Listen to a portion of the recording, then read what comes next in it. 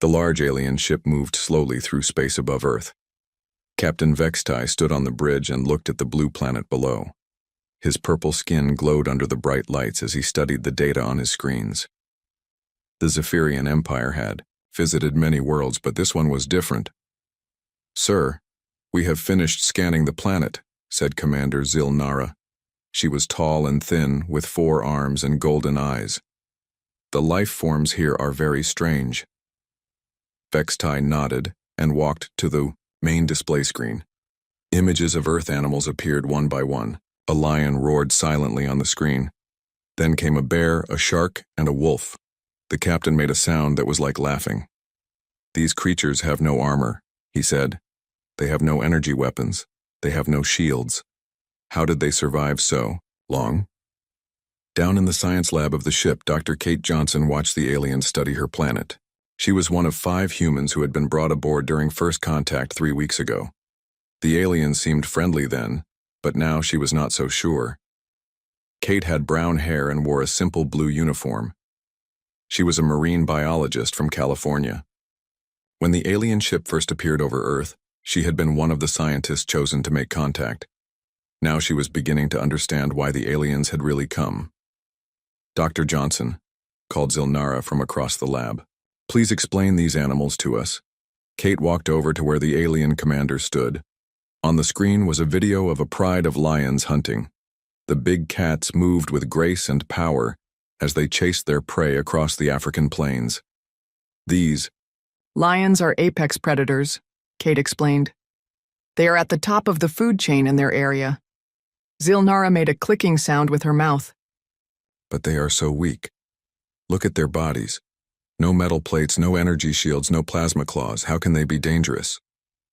Kate tried to stay calm. The aliens came from a world where every animal had some kind of natural weapon or armor.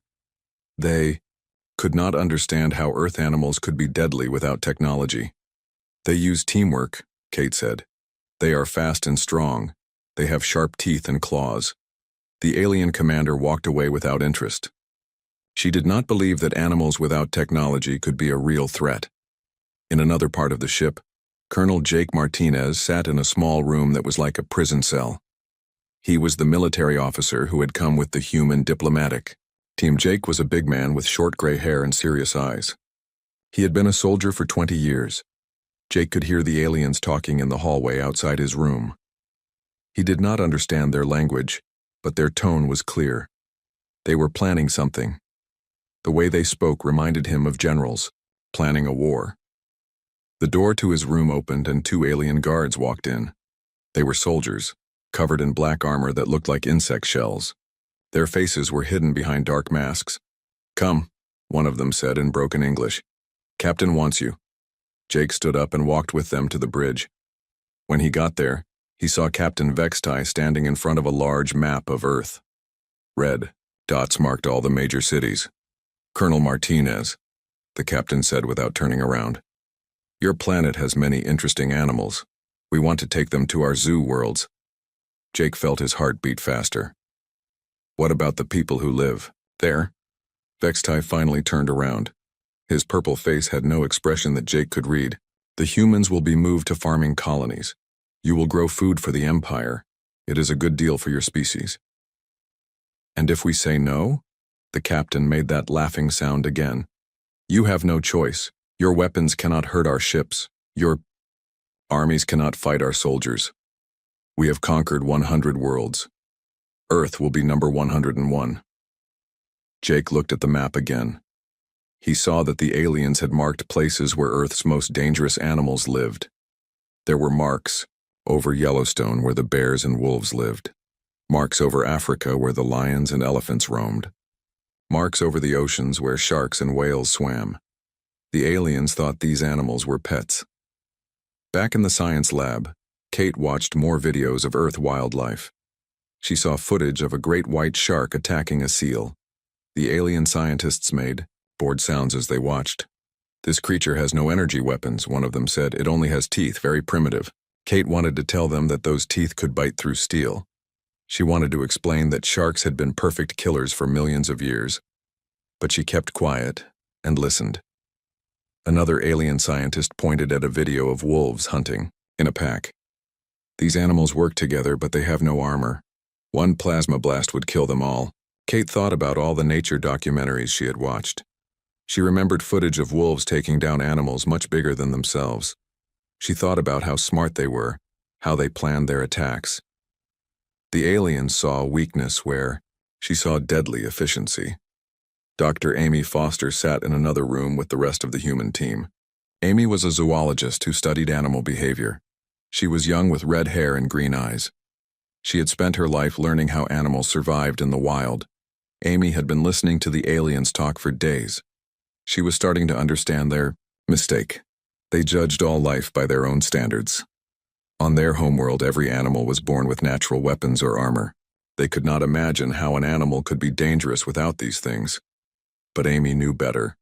She knew that Earth animals were dangerous in ways the aliens could never understand. A tiger did not need armor when it could move like a shadow. A shark did not need energy weapons when it was already a perfect killing machine. As the alien ship moved through space above Earth, Amy began to think about what would happen when the invasion started. The aliens would send their soldiers down to the planet. They would try to capture the animals and move the humans. But they would not be ready for what Earth's creatures could really do. The Zephyrian Empire had made a terrible mistake.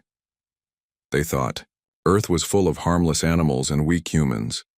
Soon they would learn the truth about predators that had spent millions of years learning how to kill. 3 months after the alien ship first appeared, the invasion began. It was early morning when the attack started. People around the world woke up to the sound of strange engines in the sky. Captain Lisa Parker was eating breakfast in her apartment in Denver when the first alien ships appeared over the city. She was an Air Force pilot with 10 years of experience. Her blonde hair was pulled back in a ponytail as she grabbed her phone and called her base. "All pilots report immediately," came the voice on the other end. "We are under attack." Lisa ran to her car and drove as fast as she could to the airbase. Above her she could see the alien dropships. They were black and shaped like teardrops. Blue energy came from their bottom sides, and everything the energy touched stopped working. Cars died in the streets.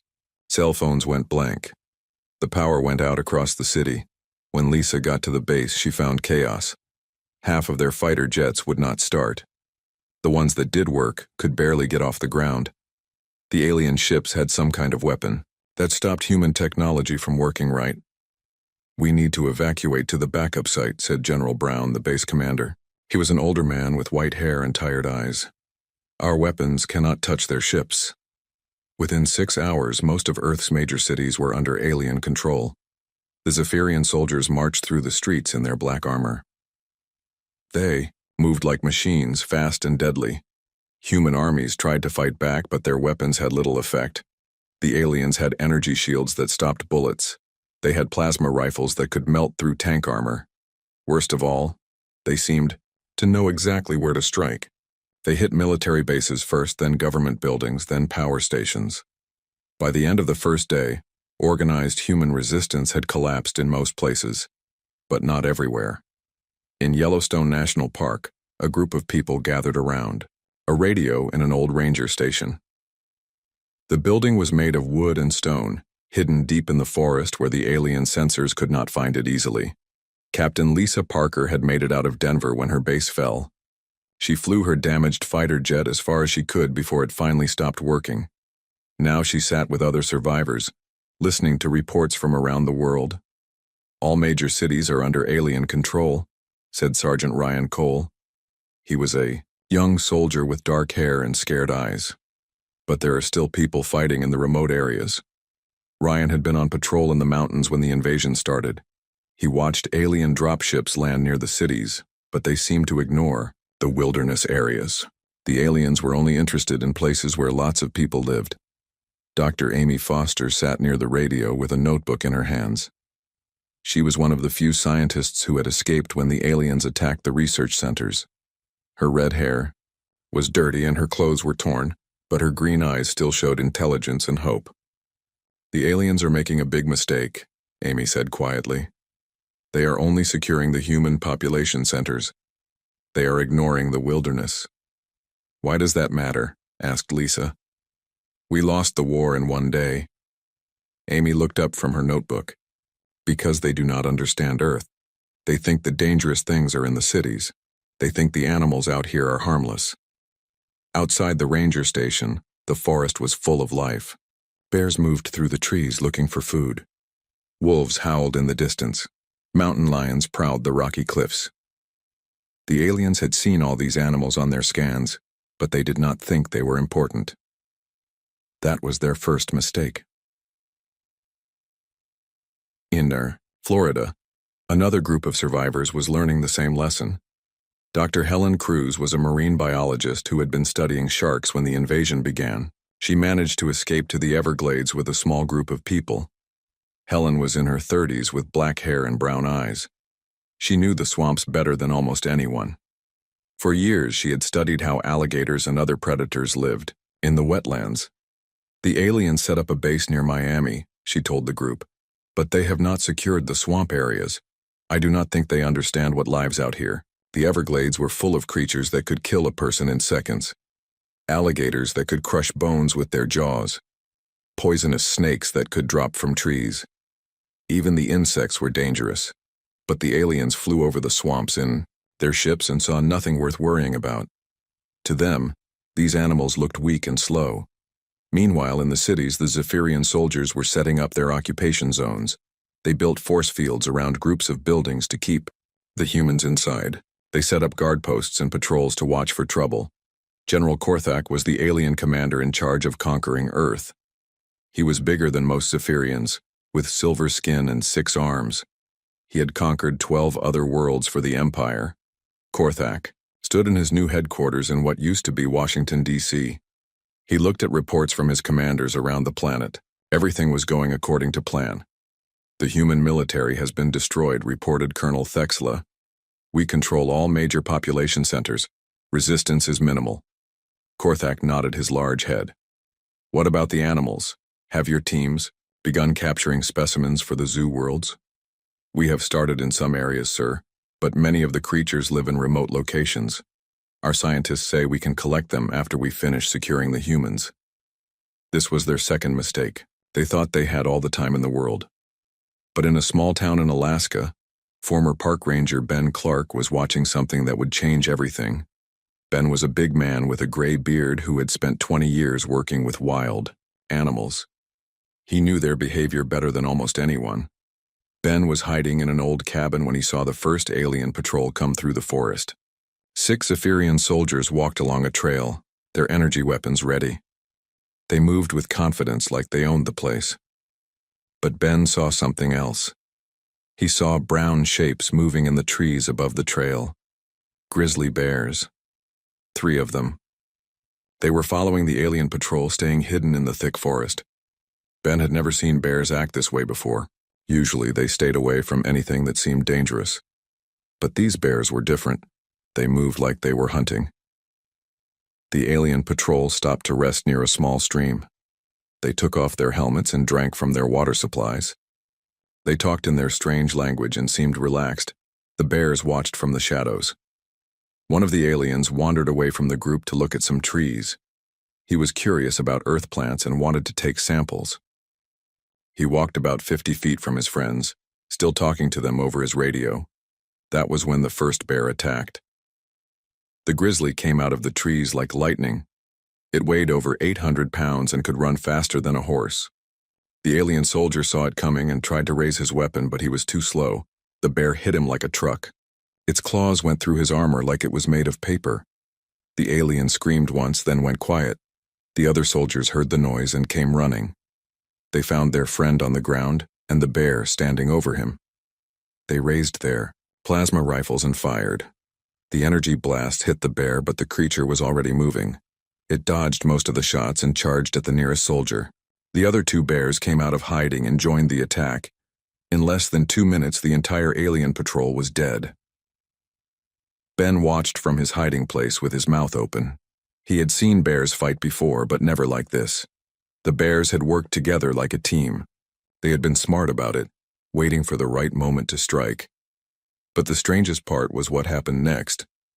After the fight was over, the bears did not eat the alien bodies. They just looked at them for a while, then walked away into the forest. It was like they knew these creatures did not belong here. Back in Yellowstone, Amy Foster was studying reports that were coming in from survivors around the world. Strange stories were starting to reach the hidden camps. Stories of alien patrols that disappeared in the wilderness. Stories of creatures acting in ways no one had ever seen before. Something is happening, Amy told Lisa and the others. The animals are reacting to the invasion. They see the aliens as a threat. Lisa looked doubtful. Animals cannot fight an interstellar army. Amy smiled for the first time since the invasion began. Maybe not, but the aliens do not know that. Dr. Amy Foster sat in the hidden camp deep in Yellowstone and studied the reports coming in from around the world. Each story was more incredible than the last. Animals were not just defending themselves against the aliens, they were hunting them. Amy had short red hair and bright green eyes that showed her excitement as she read. She was a zoologist who had spent her life studying how animals behave. What she was seeing now was beyond anything in her textbooks. "Listen to this," she said to Captain Lisa Parker, and the others gathered around the radio. "A report from Australia. An entire alien mining operation was abandoned after repeated attacks by dingo packs." Lisa shook her head. "Dingoes are not that dangerous. They usually avoid people." "That is exactly the point," Amy replied. "These animals are not acting normal. They see the aliens as invaders, and they are doing something about it." In the mountains of Montana, Ben Clark was seeing the same thing. The old park ranger had spent the last week watching the local wildlife, and what he saw amazed him. The bears in his area were not running from the alien presence. They were studying it. Ben had gray hair and a thick beard. He knew these mountains better than anyone. For 20 years he had tracked bears, wolves, and mountain lions through these forests. He knew how they thought and how they acted, but this was different. Ben crouched behind a fallen tree and watched a group of grizzly bears at the edge of a meadow. 3 adult bears sat on their back legs and looked down at an alien base in the valley below. They had been watching for hours like generals planning an attack. The alien base was small, just a few buildings surrounded by a force field. Maybe 20 Zephyrian soldiers lived there. They used it to coordinate patrols through the wilderness areas. As Ben watched, one of the bears stood up and walked into the forest. A few minutes later, the second bear did the same thing. Then, the third. They were splitting up, moving to different positions around the base. Ben had seen wolf packs do this kind of thing when they hunted elk. They would surround their prey and attack from multiple directions, but he had never seen bears work together like this. That night, the bears attacked. The alien force field was designed to stop energy weapons and explosives. It was not designed to stop 800-pound grizzly bears that could dig under barriers and climb over walls. The first bear came from the north side of the base. It dug a hole under the force field in less than 10 minutes. Its claws were like shovels and the dirt flew as it worked. The second bear attacked from the west. It found a place where the force field generator was mounted on a tall pole. The bear climbed the pole like it was a tree and knocked the generator down with its powerful arms.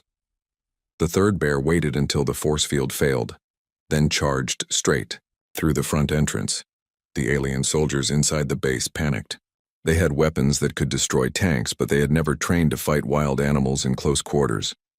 Their plasma rifles were too powerful to use inside their own buildings without causing explosions. By morning, the base was empty. The bears had killed half the soldiers and scared the rest into fleeing. Then the bears had torn apart the alien equipment with their claws and teeth. Ben found the scene the next day. The alien buildings were in ruins. Strange blue liquid leaked from broken machines, but there were no bear bodies anywhere. The bears had won without losing a single member of their group. Similar stories were coming from all over the world.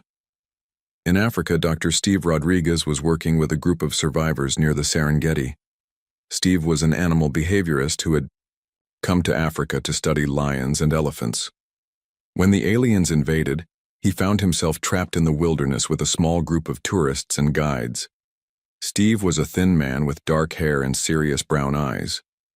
He had spent years learning how predators think and act. Now he was seeing that knowledge put to use in ways he never imagined. "The Lions are coordinating their attacks," he told the group over their radio. "I watched them take down an alien convoy yesterday. They worked together like they had been planning it for weeks." The attack had been perfect. The alien convoy consisted of 3 vehicles moving along a dirt road through Lion territory. The vehicles had energy shields and heavy weapons, but they were not prepared for what happened next. The Lions had blocked the road with fallen trees, forcing the convoy to stop. Then they attacked from all sides at once. Some Lions jumped onto the vehicles from above. Others attacked the wheels and engines. A few even seemed to understand that they needed to damage the communication equipment. The entire attack lasted less than 5 minutes. When it was over, the alien vehicles were destroyed, and their crews were dead. The Lions disappeared back into the tall grass like ghosts. But the most incredible reports were coming from the oceans. Dr. Helen Cruz was hiding in the Florida Everglades with her group of survivors. Helen was a marine biologist who had spent years studying shark behavior. She had diving equipment and underwater cameras that still worked because they did not depend on the electronic systems the aliens had disabled. "I have been monitoring the alien submarine activity," she reported over the radio. "They are losing boats faster than they can replace them." Helen had discovered something that terrified the alien naval forces. The great white sharks along the coast were hunting alien submarines like they were prey animals. At first, Helen thought it was just normal shark behavior. Sharks sometimes attacked submarines because the engines made sounds that confused them. But this was different. The sharks were working together, and they seemed to understand what they were attacking.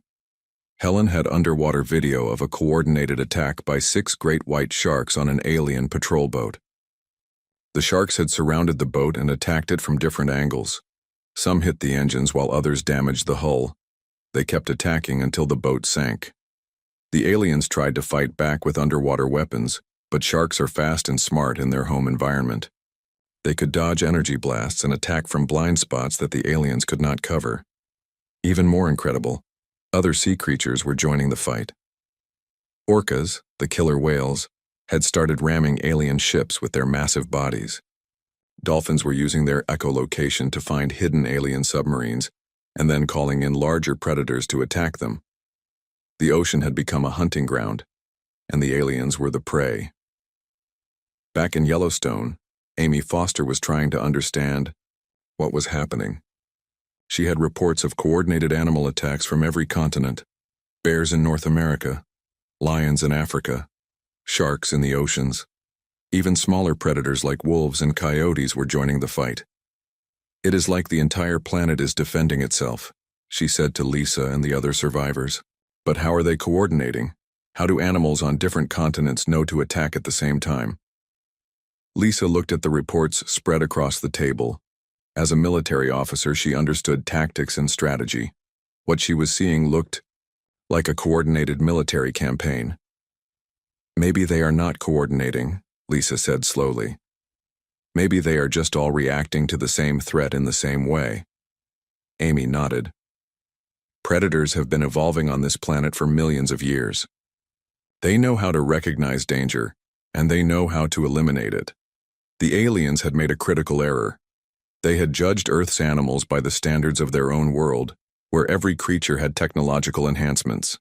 They could not understand that millions of years of evolution had already created the perfect weapons: sharp teeth that could bite through metal, claws that could tear through armor, speed and strength that no machine could match, intelligence that had been refined by countless generations of successful hunters. General Korthak sat in his headquarters in Washington, D.C., and read the reports from his field commanders with growing alarm. His forces were losing ground every day, not to human armies, but to wild animals. "Sir," said Colonel Thexela, "we are receiving reports of coordinated attacks from all sectors. The local wildlife seems to view us as hostile." Korthak made an angry sound. "They are just animals. Send more troops. Use heavier weapons." "We have tried, sir, but the creatures know the terrain better than we do. They attack and then disappear before we can respond. And sir, our weapons are designed for technological opponents. They are not very effective against biological targets that move unpredictably. For the first time since the invasion began, General Korthak felt something he had not experienced in years of conquest. He felt afraid. The Zephyrian Empire had conquered over 100 worlds, but they had never faced anything like Earth. They had never fought a planet where every forest, every ocean, and every mountain was full of creatures that had spent millions of years learning how to kill. And in the hidden camps scattered across the wilderness, the human survivors were beginning to realize something important. They were not alone in this fight. Earth itself was fighting back, and it had weapons the aliens could never understand. The war was just beginning. Dr. Steve Rodriguez sat in a cave in the African wilderness and watched the lions outside. The animal behaviorist had learned more about predator tactics in the last month than in his entire career. Now he was ready to teach those lessons to other humans. Steve was a thin man with dark hair and intelligent brown eyes. He had come to Africa to study how lions hunted in packs. He never expected to use that knowledge to fight an alien invasion. The key is not to fight like humans, he explained to the group of survivors gathered around him. We need to fight like predators. Among the group was former Navy SEAL Commander Nick Thompson. Nick was a big man with short blonde hair and cold blue eyes. He had led special operations teams for 15 years, but this was different from any war he had ever fought. Explain what you mean, Nick said. Steve pointed outside the cave where a pride of lions was resting in the shade. Lions do not attack a buffalo head-on. The buffalo is bigger and stronger. Instead, they use teamwork, patience, and surprise. They isolate their target, wear it down, and attack when it is weakest. Nick nodded slowly. Hit-and-run tactics. We have used those before. Yes, but there is more, Steve continued. Watch how they move. They use the terrain to their advantage. They attack from multiple directions. They make no unnecessary noise. Most important, they know when to retreat and when to strike. In the months since the invasion began, human survivors had been learning hard lessons about fighting the Zephyrian forces. Direct attacks always failed. The aliens had better weapons, better armor, and better technology, but they had weaknesses that predators knew how to exploit. Captain Lisa Parker was learning the same lessons in the mountains of North America. The Air Force pilot had become the leader of a growing resistance group in Yellowstone. She sat in their hidden base and studied maps with Dr. Amy Foster and the other survivors. The aliens patrol in predictable patterns, Lisa said, pointing at marks on the map. They follow the same routes every day. They stop at the same places to rest. They are too confident. Amy looked up from her notebook.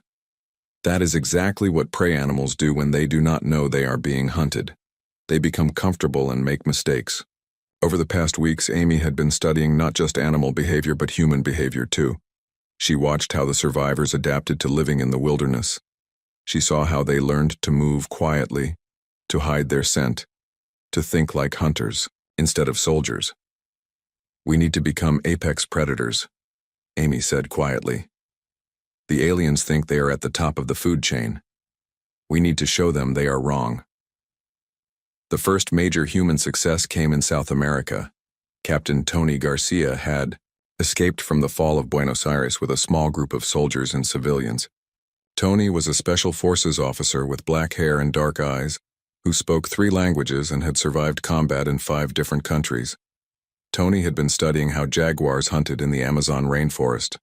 Jaguars were solitary hunters who used stealth and patience to take down prey much larger than themselves. They could climb trees, swim rivers, and move through the jungle without making a sound. We are going to hunt like jaguars, Tony told his team. 1 target at a time, get in silent, strike fast, get out clean. Their first mission was to eliminate an alien communication post deep in the jungle. The post was heavily defended with energy shields and automatic weapons. A direct attack would be suicide. Instead, Tony and his team spent 3 days studying the target. They learned the guard schedules, the weapon positions, and the escape routes. They moved through the trees like the jaguars they had been watching, silent and invisible. On the night of the attack, they struck like lightning. Tony dropped from a tree directly onto the alien commander and killed him with a knife before he could raise an alarm. His teammates disabled the communication equipment and eliminated the guards in less than 2 minutes. By the time reinforcements arrived, Tony's team had vanished back into the jungle. The aliens found only their destroyed equipment and the bodies of their soldiers. News of the successful mission spread to resistance groups around the world. For the first time since the invasion began, humans had proven they could hurt the aliens. In Asia, Dr. Laura Kim was developing different tactics based on smaller predators. Laura was a young woman with long black hair who had been studying ant behavior when the aliens invaded. She escaped from Seoul and found refuge in the mountains with other survivors. Army ants are tiny, she explained to the group, but they can kill creatures thousands of times larger by working together in huge numbers. Laura's idea was to coordinate hundreds of small resistance cells to attack alien positions at the same time. Each cell would only have 3 or 4 people, but they would all strike simultaneously across a wide area. The aliens cannot be everywhere at once, she said. If we hit them in 50 places at the same time, they will not know where to send their reinforcements. The strategy worked perfectly. On the night of the coordinated attack, resistance cells struck alien positions across 3 countries. They destroyed supply convoys, communication towers, and patrol bases. Most of the attacks were small, but together they crippled alien operations across the entire region. The aliens tried to respond, but they were confused and overwhelmed. By the time they figured out what was happening, the human attackers had disappeared. General Korthak received reports of the attacks with growing frustration. His purple skin had turned darker with stress, and his 6 arms moved constantly as he paced around his command center. How can primitives without technology defeat our soldiers, he demanded. Colonel Thexla looked at the tactical displays with confusion. Sir, they are not fighting like any enemy we have faced before. They do not mass their forces for direct attacks. They strike and disappear like ghosts. Then we will hunt them down like animals, Korthak replied. But that was exactly the wrong approach. The aliens tried to track human resistance fighters using the same methods they used against technological enemies. They looked for energy signatures, communication signals, and large group movements. The humans had learned to avoid all of those things. They moved in small groups or alone. They communicated with simple signals that did not use electronics. They attacked without warning and vanished without a trace. In the waters off California, marine biologist Dr. Helen Cruz was teaching similar lessons to a group of Navy divers who had escaped from San Diego. Helen had been studying how orcas hunted as a team, and she realized the same tactics could work underwater. Orcas are the apex predators of the ocean, she explained to the divers. They hunt in coordinated groups called pods. Each member has a specific role in the attack. The divers had been trying to sabotage alien underwater installations using conventional military tactics. Most of their missions had failed because the aliens had superior technology and firepower. Helen taught them to think differently. We need to attack like orcas. Use the water to our advantage, strike from below where they do not expect us. Coordinate our attack so they cannot focus on any one threat. Their first mission using orca tactics was a complete success. The divers approached an alien underwater base from multiple directions, moving slowly and quietly like a hunting pod. They attached explosives to critical systems and retreated before the aliens knew they were there. When the explosions went off, they destroyed the base's power systems and life support. The aliens were forced to evacuate, giving up a strategic position they had held for months. Back in Yellowstone, the human resistance was growing stronger every day. New survivors arrived at the hidden camp with stories of successful attacks around the world. Amy Foster kept track of all the reports, looking for patterns and lessons. We are learning, she said to Lisa and the others. Every day we get better at this. Every day we become more like the predators we have been studying. Lisa looked at the maps covering the walls of their command post. Red pins marked successful attacks. Blue pins showed alien positions. The pattern was clear. Wherever humans fought like predators instead of soldiers, they won. The animals showed us the way, Lisa said. They proved the aliens could be beaten. Now we are learning to do it ourselves. Nick Thompson had arrived at the camp a week earlier with a team of Special Forces veterans. He brought news from other parts of the country and tactical expertise that helped coordinate attacks.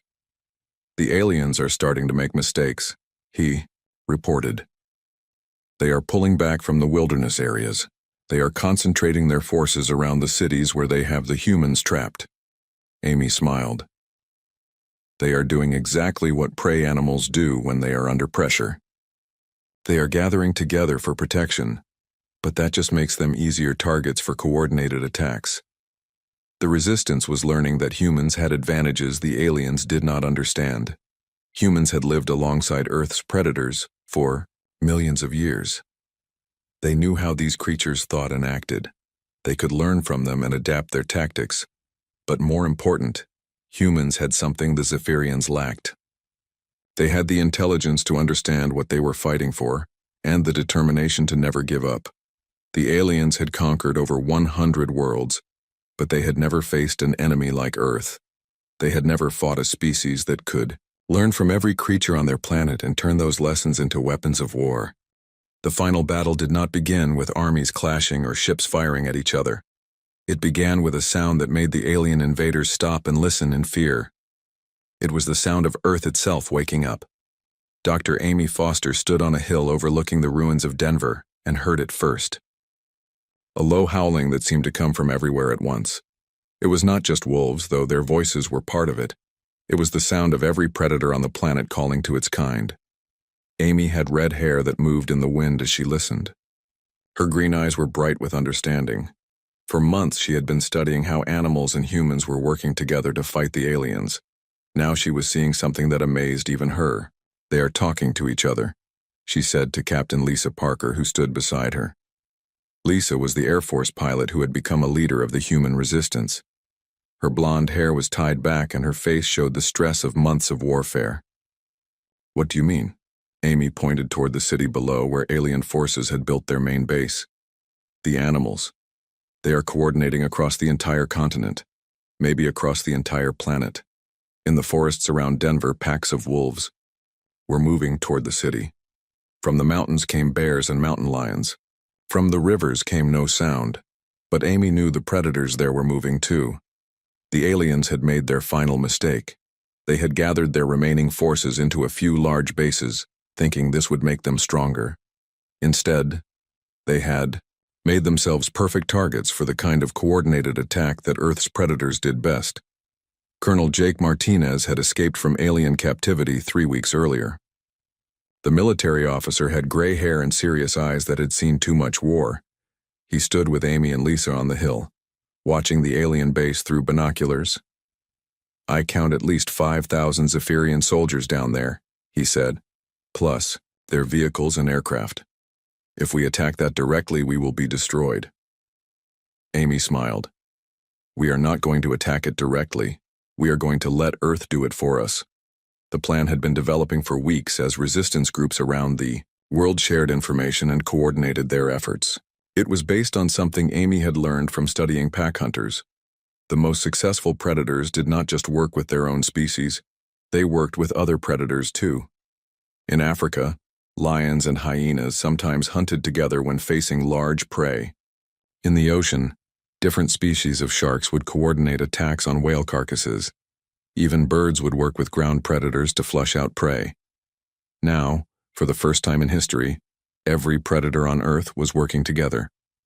Captain Sam Mitchell led the urban resistance fighters who had survived in the ruins of New York City. Sam was a former police officer with dark hair and quick reflexes who knew every building and tunnel in the city. He had learned to move through the urban landscape like a coyote, silent and invisible. The aliens think the cities are safe for them, he reported over the radio. They have force fields and heavy weapons, but they do not understand what lives in the ruins with us. The cities were full of predators that the aliens had never considered dangerous. Rats that could chew through their equipment, birds that could damage their aircraft, even domestic cats and dogs that had gone wild and learned to hunt in packs. But the most dangerous urban predators were the humans who had learned to think like animals.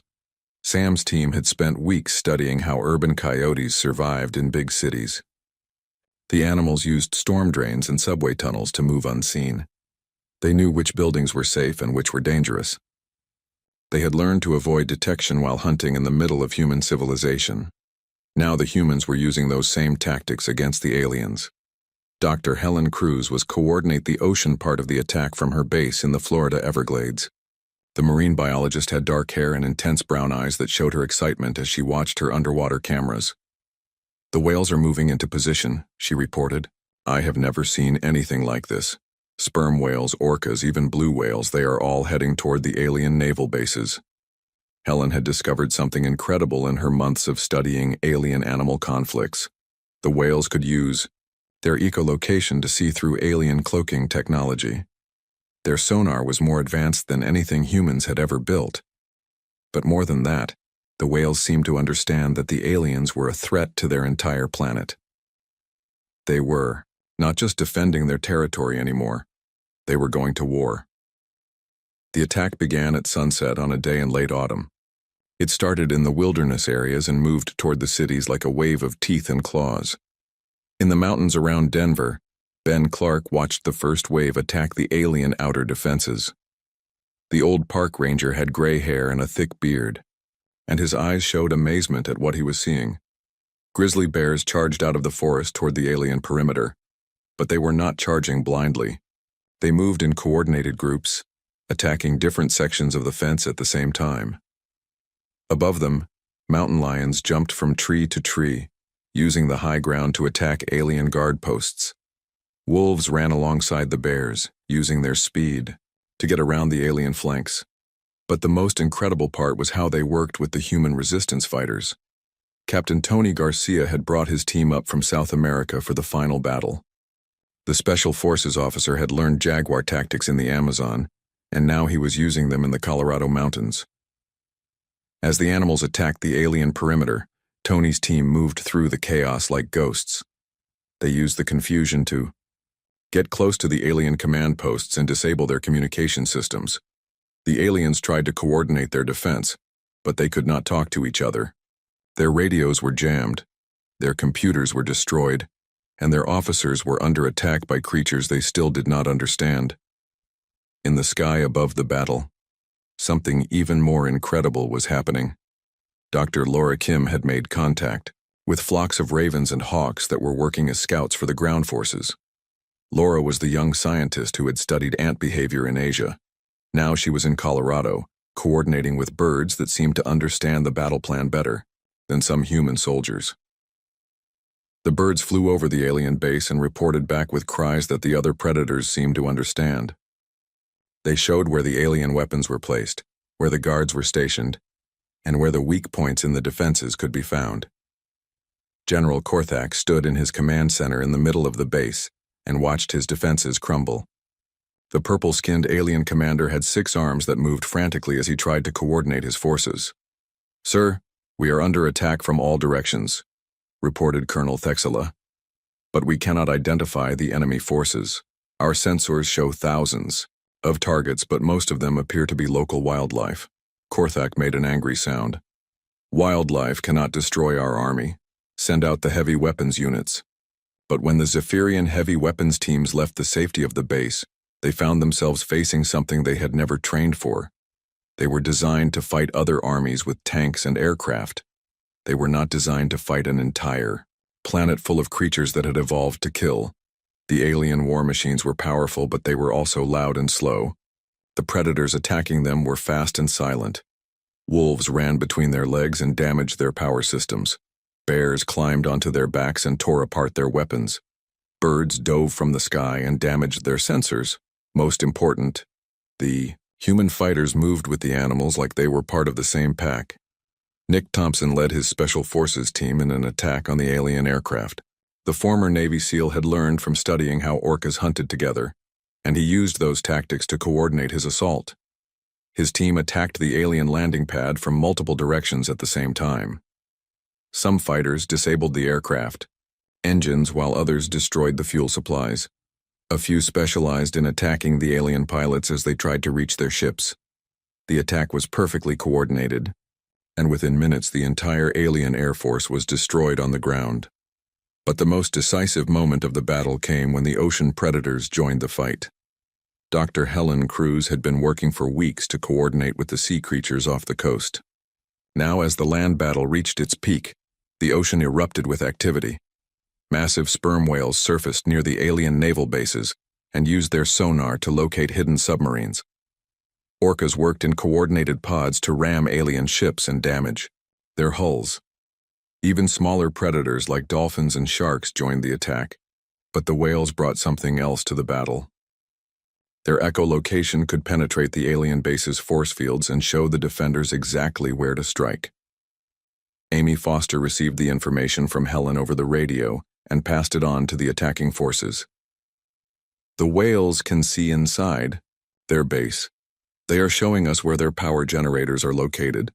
The final assault began with a coordinated attack on the alien power systems. Bears and humans worked together to dig tunnels under the force field generators.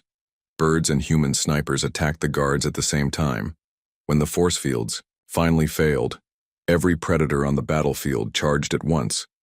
General Korthak found himself surrounded in his command center as creatures poured through the broken defenses.